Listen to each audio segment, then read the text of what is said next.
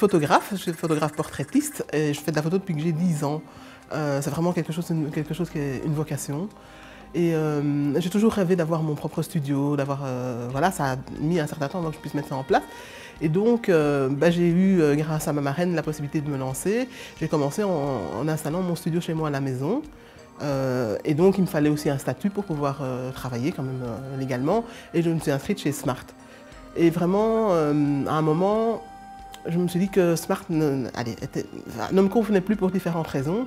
J'avais vraiment envie de prendre mon envol, on va dire. J'avais vraiment des projets qui ne sont pas réalisables avec la structure de Smart. Et donc, j'ai commencé à m'intéresser. À ce moment-là, c'était encore juste m'intéresser au statut d'indépendant.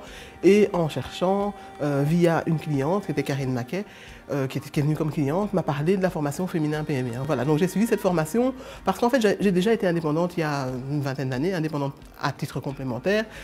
Et je dois avouer que je me suis un petit peu ramassée parce que voilà, je n'ai pas suivi du tout au niveau des papiers, au niveau des obligations, tout ça. J'avais aucune formation en fait. Et si on n'est pas formé pour tout, on se casse la figure. Donc en tant qu'artiste, on pense toujours ok, comment faire une bonne photo, mais on ne pense pas comment on va la vendre, on ne pense pas comment on va toucher son public, on ne sait pas tout ça. Et si on n'a pas des informations par rapport à ça, on ne sait pas avancer en tant qu'entreprise en tout cas. Et donc moi c'est ça que je cherchais en fait chez Féminin PME, c'est d'avoir des outils pour pouvoir penser en tant que créatrice d'entreprise et pas seulement en tant qu'artiste.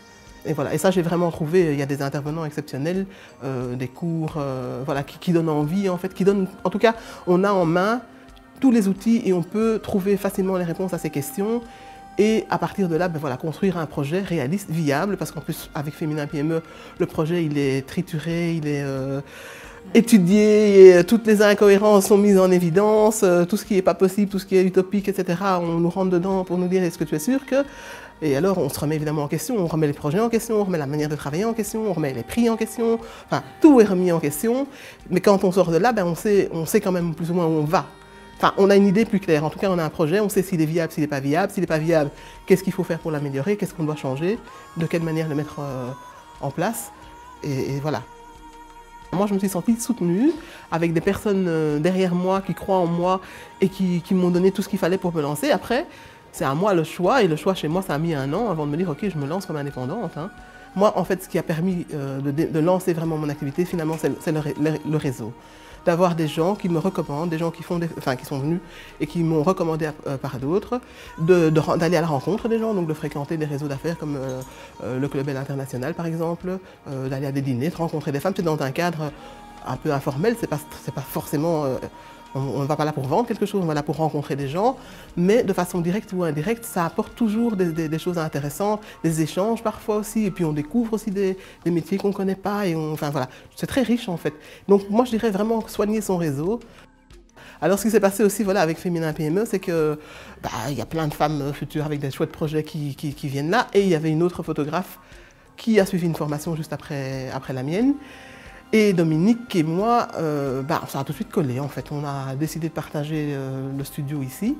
Et donc à travers ces projets qu'on a créés ensemble ici avec Dominique, on s'est rendu compte qu'en fait on aimerait bien collaborer de façon beaucoup plus étroite parce qu'on a la même vision, on a les mêmes objectifs, on a une personnalité assez semblable et qu'en plus c'est très riche parce qu'elle va suivre des formations à gauche, moi je vais en suivre à droite, puis on se remet tout ça ensemble et du coup on avance ensemble, on va plus vite, c'est extrêmement intéressant. Et donc voilà, donc on a décidé maintenant, ça fait 1 an donc, que le studio est sorti de mon appartement pour venir ici. Et en 2014, on loue aussi l'espace d'à côté, on a grandi et on fait 2 studios, une seule société, un seul nom et un concept qui est amené à s'agrandir. 1, 2, 3.